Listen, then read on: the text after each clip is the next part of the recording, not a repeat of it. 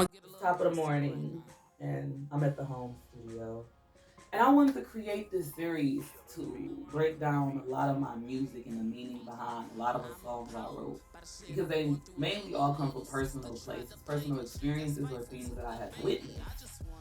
So today, before we even get into that though, subscribe, hit that subscribe button, hit that alert button so you'll know when my videos are shooting coming in. 90% of the tracks I wrote come from a personal place. Either I witnessed it or I personally experienced it.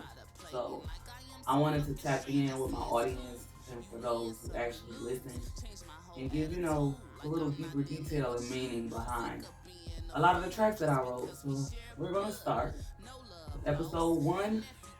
Today we are breaking down Lone Star.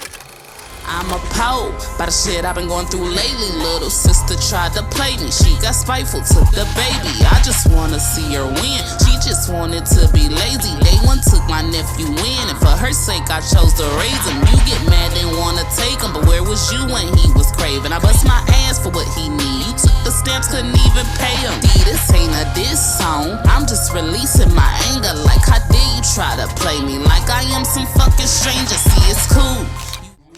Is from my project Table's Turn. Now, that project alone, I was going through like this big spiritual awakening. And I had just got out of like a 4-year relationship with a girl. And I was pretty much, just trying to get myself out that emotional rut. And I created this track, Lone Sister Stand With Me, and my nephew.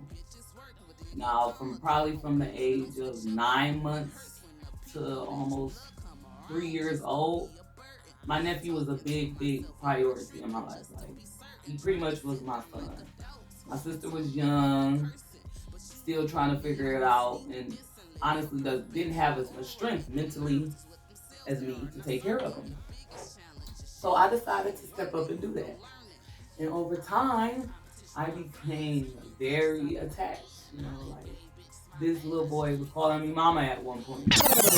I didn't, initiate that. I did tell him that I'm not his mother, but that's how close our bond was. Couldn't sleep without me or anything. One time, a while back, my sister needed a place to stay. This is around when my nephew was actually staying with me.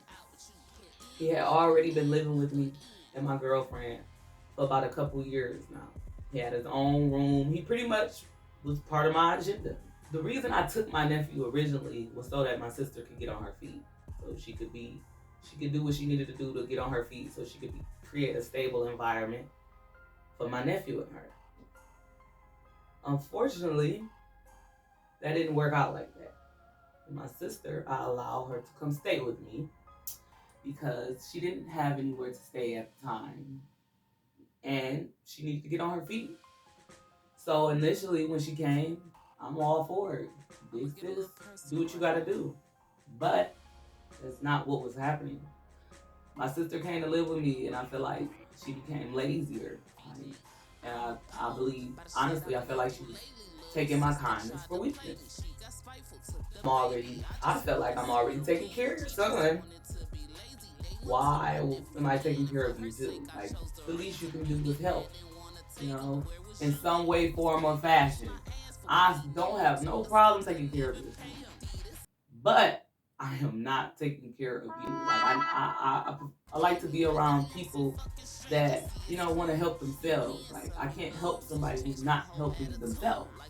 And that was the issue I was having. At that point in life, I was starting to have this awakening of my kindness being taken for weakness by those I love. And that's how this track, honestly, Lone Spoon came about. Because after my heartbreak, for the breakup, I started thinking about, a lot of things. I started dwelling on my past and thinking about the stuff that got me here. But probably like two nights after she took my nephew back to Detroit, I had a dream. That my nephew was dead in my arms. I was holding my nephew dead in my arms. I woke up crying. out my sleep. Y'all gotta excuse me.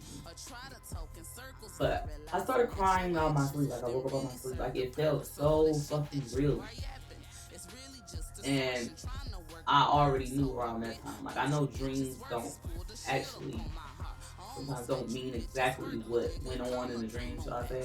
It's usually a metaphor to it or another type of meaning. And when I looked it up, it basically was saying like it's a sign of worrying. Like when you're concerned or worried about someone that you truly care for or love. And that's what it was. Like I really was concerned about the girl. But at that point in life, I don't feel like my sister was in the mood to take accountability. Like she was not at the. She was very immature mentally to me at that point in life because not only did she not like what I said, she got mad about it. And when I told her she had to go because she didn't want to do anything, she decided to ransack my place and even bust my windshield out on my car. Now, this bitch got to running. Like after she busted the windshield, she got to running. Like I ain't no runner, y'all. I can't run that motherfucker fast, but I will be the bitch ass when she get back. Wow.